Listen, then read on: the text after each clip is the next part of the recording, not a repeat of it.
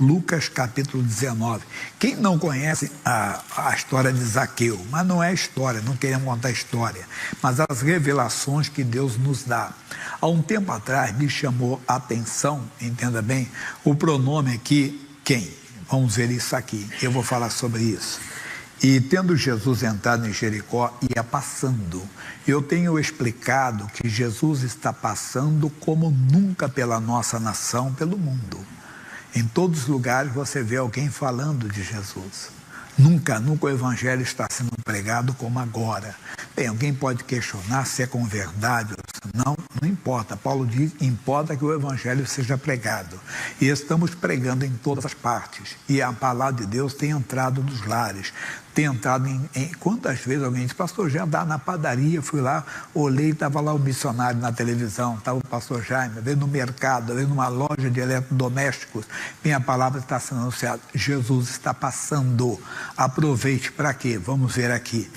E eis que havia ali um homem chamado Zaqueu, e este era um chefe dos publicanos, e era rico.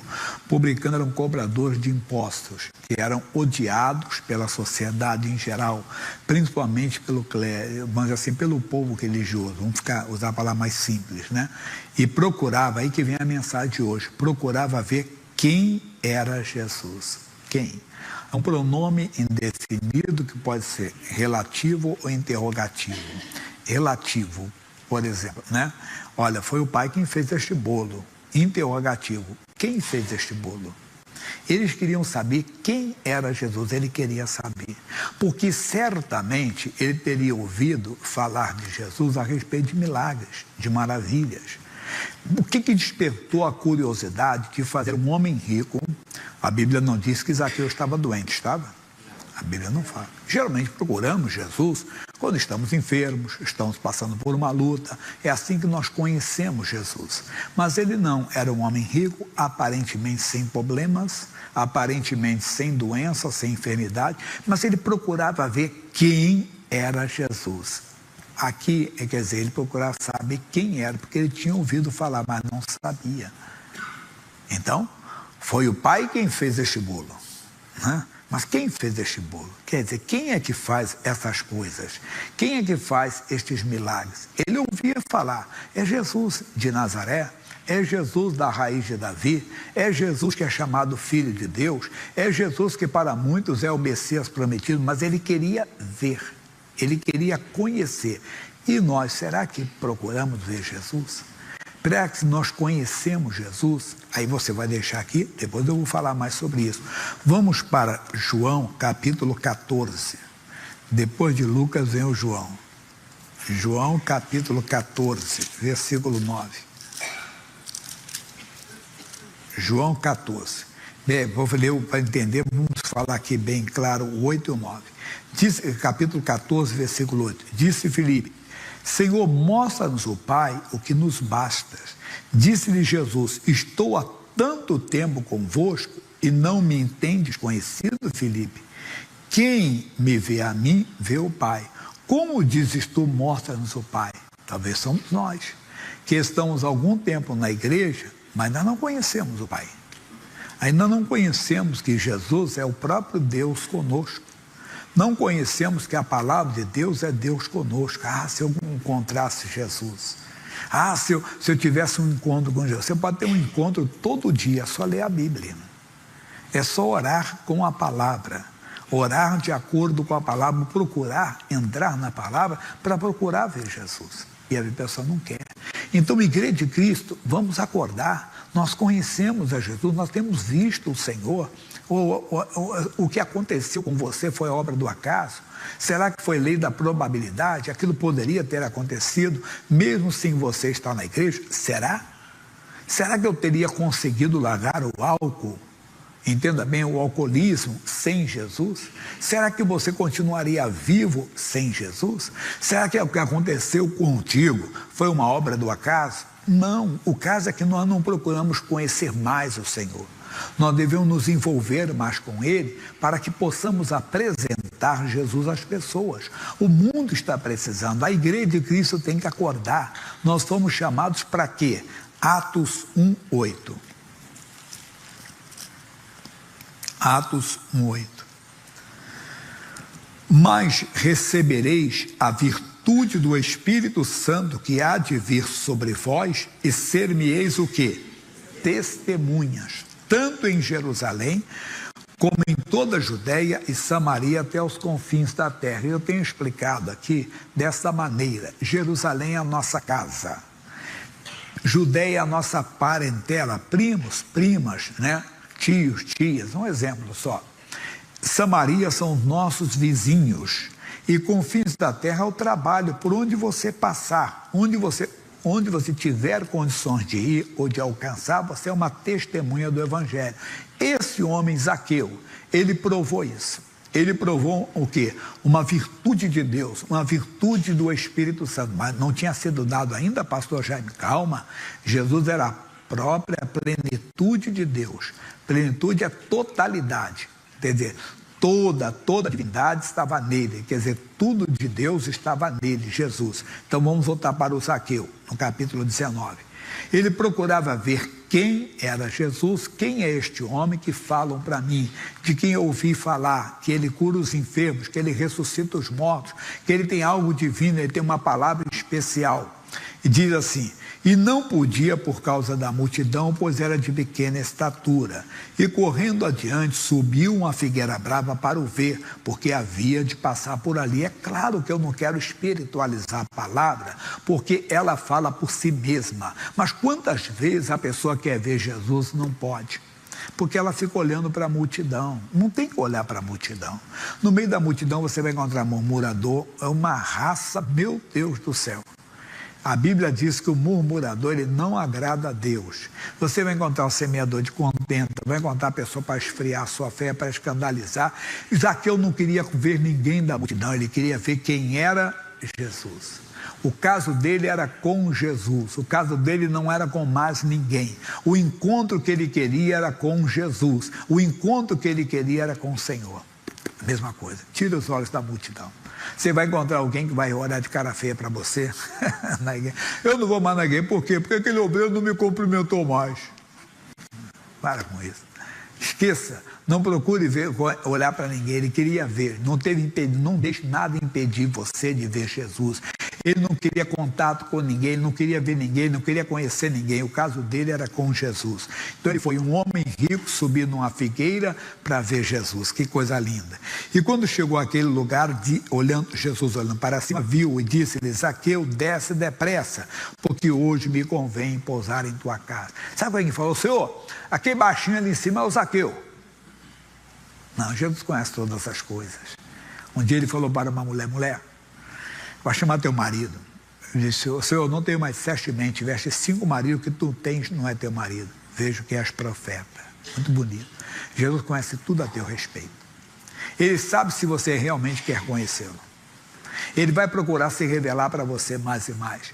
Ele vai procurar se mostrar para você que você tenha interesse de conhecê-lo e morar no céu com ele um dia, que é mais importante. Que tem muita gente que não tem esse desejo ainda. Paulo chegou a dizer: eu tenho vontade de partir, pessoal, ir embora. Tenho vontade de cair fora desse mundo. Por quê? Porque estar com Cristo é incomparavelmente melhor. Deve ver, a pessoa não tem. Ele tem, vamos dizer assim, ele acha que tem uma carreira de pastor, não é? Ele acha que tem um dever de estar na igreja como membro, mas não tem aquela vontade de estar com Cristo. Temos que ter isso aqui. Mas deixa para outro dia agora. E quando chegou aquilo, ela disse: Zaqueu, desce depressa, porque hoje me convém pousar em tua casa. E apressando-se, desceu e recebeu com júbilo. Quando você receber uma ordem do Senhor, atenda com alegria. Zaqueu, por exemplo: Senhor, sabe quem sou eu? Eu sou Zaqueu, sou chefe dos publicanos, eu sou um homem muito rico. Não. Ele atendeu o Senhor e desceu com júbilo. O que é júbilo? Imensa alegria. Quer dizer, imensa alegria. A Bíblia fala no Salmo de número 100, no versículo 2, servi ao Senhor com alegria. Quer dizer, obedeça a Deus com alegria. Se ele diz: amai os vossos inimigos, ame o seu inimigo, mas com alegria. Não, só estou fazendo isso porque Deus mandou. Não estamos como deveríamos estar. Mas E disse: e vendo todos isso, murmuravam, dizendo que entrara para ser hóspede de um homem pecador. Não vamos entrar no mérito hoje, mas a verdade é que as pessoas, por não conhecerem, entenda, a obra de Deus, elas questionam quando uma pessoa se converte. Aprontou tanto, agora é crente. Já alguém fala isso? Agora é santinho. Uma vez um amigo falou assim, meu respeito, eu disse, mas peraí, primeiro que eu não aprontei tanto. Se eu aprontei comigo mesmo, com a minha família, por causa do alcoolismo. Não era de fazer mal para ninguém, entende? Mas tudo bem, as pessoas não entendem. Só que, no começo, elas escarnecem, zombam, mas depois você vai ver o que aconteceu com Zaqueu. No começo, as pessoas debocham, agora é crente, né? Ou virou bobo, virou fanático, ou vai dar dinheiro para o pastor, não é? Vai ser não sei o quê. Só que com o tempo as pessoas vão notar que você está incomparavelmente melhor. Por isso que aquela palavra de Paulo na carta aos Filipenses 1:23, que estar com Cristo é incomparavelmente melhor, não é apenas escatológico, futurista, só para depois, não é para agora também. As pessoas devem notar isso, as pessoas devem perceber isso em nós, e perceberam no Zaqueu. E levantando-se Zaqueu, disse ao seu Senhor: eis que dou aos pobres metade dos meus bens, e se alguma coisa tenho defraudado alguém, o restituo quadruplicado. Quando o Zaqueu fala isso, eu costumo dizer que tem gente que ficou assim,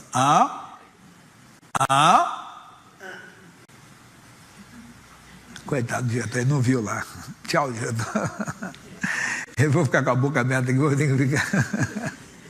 Então, ô irmãozinho, acorda. Olha aqui o que Deus está falando com você. Deus quer deixar o mundo de boca aberta, irmão. O mundo perplexo com aquilo que Deus faz, com aquilo que Deus opera.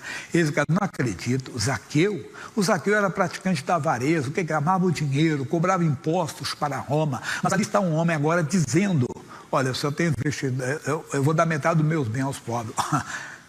Alguém se candidatou, opa, olha eu aqui. Mas não entra nisso. É o que ele impressionou. E se tenho defraudado alguém, restituo o quadruplicado. Qual é a mensagem simples? Um resumo, bem claro para você. Qualquer pessoa que encontrou Jesus não será mais a mesma. Se encontrou Jesus, você pode ter certeza, se eu odiava alguém, eu não vou odiar mais. Se eu desejava algo, eu não vou desejar o que é proibido. Qualquer coisa que esteja errada, a pessoa que nasceu, que teve um encontro com Jesus, não consegue mais.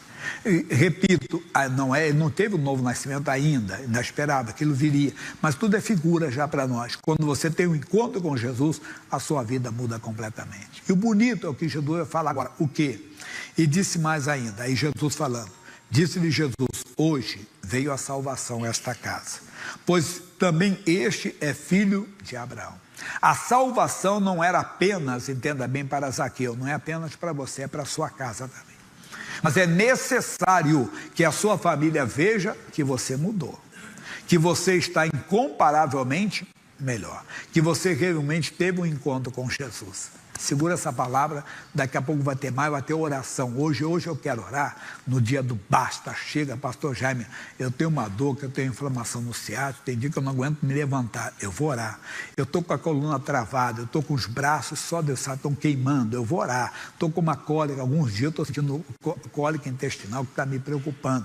Eu vou orar para quem tem qualquer tipo de dor daqui a pouco, nesse dia que eu vou orar forte pela família, daqui a pouquinho, tá bom? Veja agora o nosso trabalho de evangelismo, porque a Igreja da Graça está na rua também. Por favor. No sábado 22 de fevereiro, logo após o culto da manhã, a equipe de fé foi evangelizar nas ruas do centro de São Paulo. E com Jesus na condução, tudo vai bem. Pastor, aqui em São Paulo, nós estamos em pleno carnaval, em pleno início de carnaval. A gente está vendo aqui as ruas fechadas e o senhor está aqui dirigindo esse evangelismo abençoado. Eu queria que o senhor falasse qual que é a importância desse trabalho. É a importância que o mundo jaz maligno, né? O mundo é a festa da carne, mas nós vamos trazer a festa do Espírito. E a festa foi tremenda. Estamos iniciando nosso trabalho aqui em frente ao Teatro Municipal. Para que todos que estão passando aí, que precisam de uma ajuda, nós temos a ajuda que você precisa. A solução nós temos para você. Você que está passando com a dor forte na cabeça, você que diz, eu preciso que intervenha em favor do meu filho que está bebendo muito, está usando droga e não consegue se libertar. Se você crer que existe um Deus, vem aqui nesta mesa que nós vamos abençoá-lo. Nós vamos fazer a grande liberação da fé para ajudar você, para que você saia daqui curado.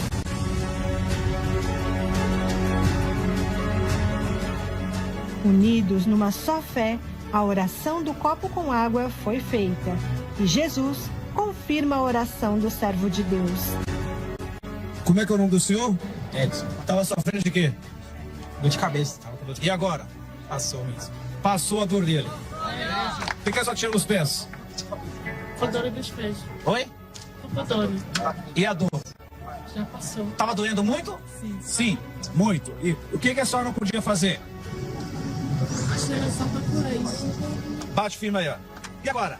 Passou. Passou. E a senhora? Dor na coluna. Não podia fazer o quê? Aí erguei pra baixo. Ergue pra baixo aí. Vai lá, ergue. Não, faz assim, ó. Vai lá. E agora? Agora tá ótimo, melhorou. Seja completamente curado. Em nome de Jesus. Vai lá. Balança.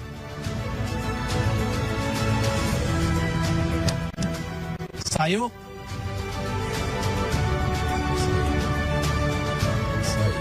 Você não tinha acabado de comprar um remédio. Ele tinha acabado de comprar um remédio. E agora? Eu acho que não vou precisar. Cadê o remédio? Aí, Aí. E agora? agora acho que não vou precisar tomar. Não precisa tomar mais um remédio. Várias pessoas chegam e saem da tenda de oração. E mais maravilhas acontecem.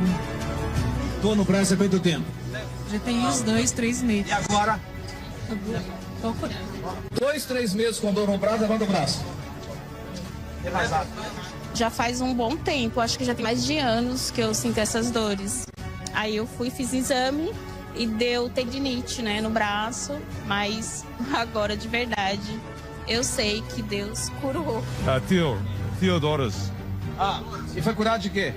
Ele foi curado de uma dor no fígado. Ele tava sentindo uma dor no fígado aqui, lever, que é em inglês, e ele foi curado, pastor. Agora, após a oração. Ele falou que a dor passou. Tava sentindo uma dor. Quem te curou? Who healed you?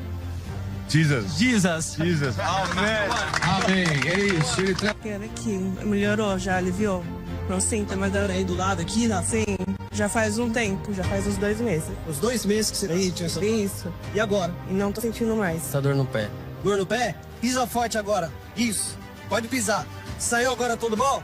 Sai. Quem fez isso? Jesus. Eu cheguei com um pouco de dor na coluna. Tô bem... Dor na coluna? Faz agora a nota de fé. Olha só, pessoal. Cadê a câmera aqui, ó? Eu tô melhor. A ele toda honra e toda glória, né, pessoal? É a Igreja da Graça na rua. Agora, eu fico pensando, porque a dor é sinal de que alguma coisa não está bem, né? É um sinal. Vamos que seja um caso grave, que ninguém não entra em detalhes ali, talvez conversar um pouco mais com ele. Vamos dizer que ele tivesse um problema sério de uma gordura, uma cirrose, uma coisa séria, né? Estava com dor, a dor passou. Aí ele vai para o país dele, chega lá, faz os novos exames, não tem nada. Ele vai dizer, rapaz, foi aquele pregador lá na praça no Brasil, como é que ele pode dar testemunho bonito? Estava passando no Brasil, em São Paulo, no centro de São Paulo, centro antigo de São Paulo, e tem lá um grupo de crentes lá fazendo, de cristãos, fazendo uma reunião. Eu parei, estava sentindo tanta dor, e Jesus me curou. Ele passou a ser o que? Uma testemunha do Evangelho. Isso é bonito, pessoal, ver como é que Deus opera e como Deus quer fazer muito mais ainda. A Igreja de Cristo tem que se apresentar mais, se consagrar. Billy Graham conta uma história que ele pregou numa igreja que tinha o dia do visitante. Aquele dia, ninguém podia chegar de mão vazia na igreja. Ué, como? Tinha que chegar com um visitante. Todos os membros. Aquele dia, quem não estava fazendo estava em pecado. Era a maior oferta, e a maior oferta.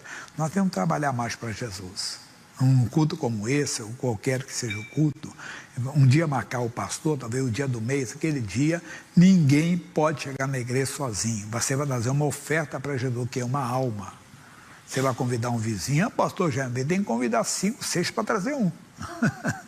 De repente pode trazer os 5, mas eu vou convidar. Se a igreja de Cristo se interessasse mais, se amasse mais, ela teria muito mais dele ainda, porque é dando que se recebe. E a pessoa não entende isso. E talvez o pastor diga assim, olha, uma vez por mês, todo mesmo tem que participar de um evangelismo na rua. Aqui tem irmãos, empresários, empresárias que vão até para Cracolândia entregar, às vezes, folhetos, fazer oração, distribuir alimentos. Vocês não sabem, tem um grupo aqui de evangelismo, pessoal da terceira idade, pessoal das mulheres que vêm, homens que vêm. Os homens estão devagar, tem que despertar os homens mais agora, hein? Os homens têm que trabalhar mais. Tá? Mas tem esse grupo ali, era homens. Você vê, os homens que vencem. Vá para a rua um dia, pede para vir aqui, é o sábado do pastor Francisco, é nosso líder lá de Taubaté. Trabalhou comigo muitos anos atrás, veio lá de Porto Firme, Minas Gerais, né? Aí ficou conosco aqui um tempo, sendo discipulado. Hoje é um homem que já vai para as praças. Sábado ele vem, vai, posso ir? Pode, deve ir lá, fica só olhando, vai ajudando, fazendo o que os cooperadores vão fazer. Você vai gostar bastante. Bem, vamos voltar para a segunda mensagem, que eu falei que são duas. Agora, uma lá no Antigo Testamento, é o Salmo 94, foi até uma mensagem com um missionário. Isso vai te ajudar bastante. Da mensagem que eu ouvi, né? Que é muito bonita. Capítulo 94, Salmo. Isso aqui não é para você entender o que Deus quer fazer e vai fazer até da sua vida. Salmo 94. Ó Senhor, a quem a vingança pertence. Nunca, irmão, se vingue de ninguém. Por mais que a pessoa tenha feito maldade. Porque quando você deixa isso entrar, você deixou o diabo entrar na sua vida. Nunca, nunca, nunca permita que Satanás te use. Mas, pastor Janderson, não sabe o que aquela pessoa me fez. É a grande oportunidade de você mostrar que é um cristão, orar por aquela pessoa. Mas aí, essa aqui só basta. Nós não guardamos o coração. Provérbios 4, 23. Provérbios 4, 23. Sobre tudo que se deve guardar, guarda o teu coração, porque dele procedem as saídas da vida. Talvez a mensagem não vai te ajudar agora, guarda contigo, você está ouvindo. Mas é para alguém que, neste momento, está precisando. Alguém que o coração está pegando fogo com desejo de vingança. Alguém que está com muita raiva mesmo, até de fazer uma loucura. Há muito tempo, o missionário conta um testemunho, agora sim, do missionário. Vocês já ouviram isso. Ele estava na igreja e chegou um homem armado. O pastor, eu nem sei o que eu vim fazer aqui, porque eu vou matar aquela desgraçada. Ele falou, vai matar quem? A minha mulher. Mas por que você vai fazer? Porque ela me traiu. Ela fez isso. E não adianta, eu vou matá-la. Ah, por que ele entrou na igreja? Para falar isso para o pastor. Tudo é direção de Deus.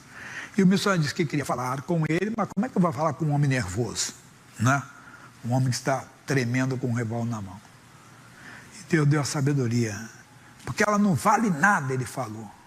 Não, ela vale sim. Não vale? Vale. Não vale, agora você discutir com um homem com uma arma, ela vale pelo menos 30 anos de prisão para você. Ele parou. Deixa. Que ela se arrependa do que ela fez.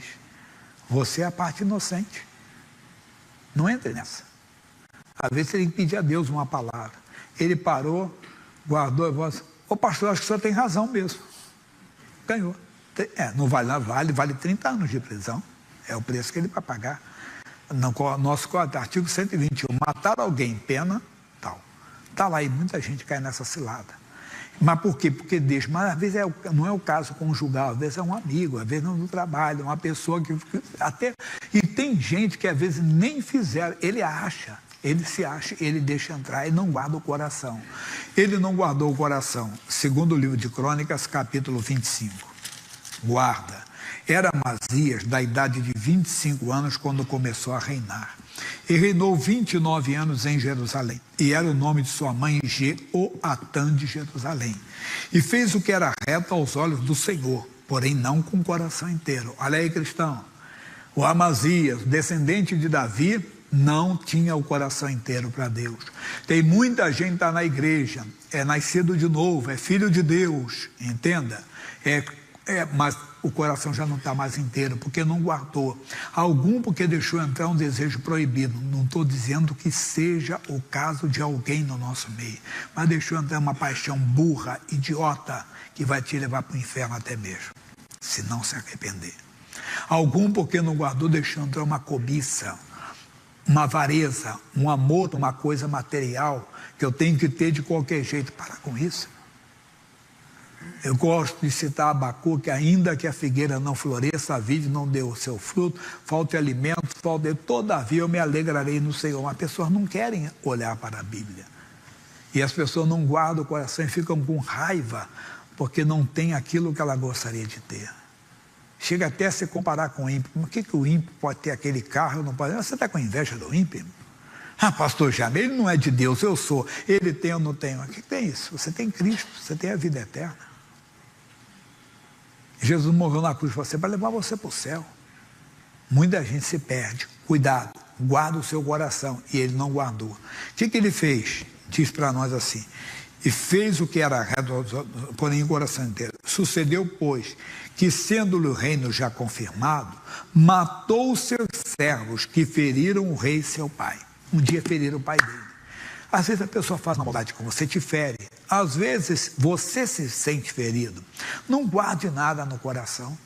Porque se você não guardar o seu coração, aquilo vai entrar. Só que um abismo chama o outro abismo. Eu não vou contar que não tenho tempo para isso. Mas esse Amazias, o descendente de Davi, se tornou um homem mau. Numa batalha, a Bíblia diz que ele levou os inimigos para um despenhadeiro e fez com que eles se jogassem de lá. E aquilo foi reprovado por Deus. O profeta Eliseu, não leia, só um comentário.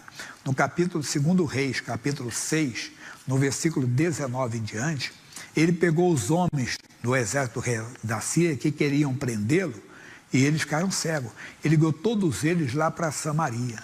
Quando eles abriram os olhos, estavam todos lá em Samaria, cercados pelo exército de Samaria. E o rei disse: vão matar? Ele disse: não, não faz isso não. Alimente esse povo bem, faça bem para ele e devolva eles para o senhor deles. E eles foram lá para o rei. E quando chegaram lá, eles falaram: nós fomos bem tratados. Olha que diferença. Então esse Amazias depois se tornou um idólatra, porque ele venceu os inimigos, e os inimigos deixaram lá os ídolos, as imagens, as estátuas, e ele se prostrou diante deles. Deus disse: você é burro. Se esses deuses não conseguiram dar livramento ao povo dele, vai dar para você. Mas é um abismo chamando outro abismo. Bem, essa é a palavra só, mas não é. Agora que vem o principal, a causa principal. O quê? Vamos para Jeremias. Esse você conhece muito. Este versículo do capítulo 29, versículo 13. 29, 13. Ele diz: e buscar-me-eis e me achareis, quando me buscaste como? De todo o vosso. Opa! Esse homem estava de todo o coração? Não. Aí, cristão, o diabo traz uma ilusão amorosa para você, um desejo proibido. O diabo traz alguém, usa alguém para ferir você, para machucar você, e você guarda uma mágoa. Seu coração não está mais inteiro. Ou então, como esse, você esquece que a vingança pertence a Deus. Deus é que vai trabalhar com a pessoa para ela se arrepender. Mas não, você fica com vontade de fazer algo contra ela. Deixou a vingança entrar. Tem gente que não se vingar, não faz isso não. Quem não vê a pessoa tropeçar. Quem não vê aquela pessoa, ela vai se sentir alegre. Sabe quem bateu com o carro? Fulano. Deus. Você acha que Deus está fazendo alguém bater com o carro? O fulano ficou paraplégico. Irmão, a mão de Deus pesou, a conta chegou. Não, para com isso, foi o diabo. Talvez até por culpa sua que não orou, porque a Bíblia diz para você orar pela pessoa que te persegue e te maltrata. Pastor Jaime, irmão, você está pregando o evangelho que é muito difícil. A porta é estreita, amigo, o caminho é apertado. Tem que amar o seu inimigo. Tem que fazer o que aquela senhora fez. Pregou para a amante do marido, ganhou a amante do marido para Jesus, o marido voltou para casa e todos eles depois foram lá e pregaram para aquela mulher. Isso é ser cristão. Guarda o seu coração, não deixe nem entrar a cobiça de Acã, que entrou a cobiça pela capa babilônica, guarde o seu coração, não deixe entrar um desejo pecaminoso, como Davi deixou entrar em relação a Batseba. Entenda, guarde o seu coração para que não entre o desejo de vingança, como entrou em Amazias, e outras coisas que poderíamos falar, mas que o Senhor fale mais ao seu coração.